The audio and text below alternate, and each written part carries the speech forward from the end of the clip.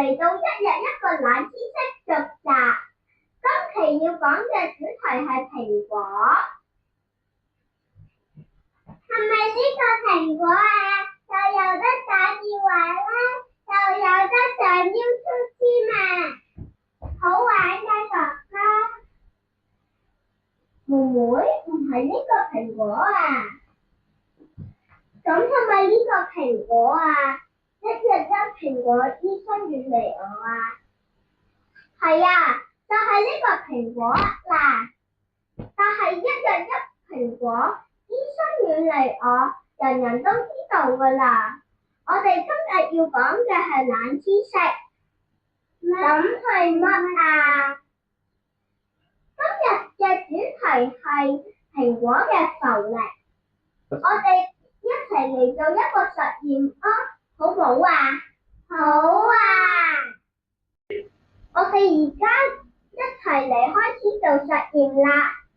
我哋嘅盤上面有蘋果、梨同埋屎。妹妹，唔該，你可唔可以幫我抌啲梨入個水入邊啊？細佬，唔該，你可唔可以幫我抌啲屎入個水入邊啊？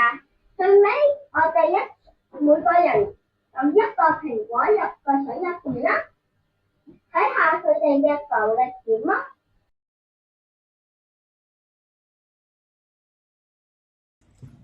屎沉得好快，梨沉得好慢，蘋果仲喺上面浮緊喎。你哋知唔知點解啊？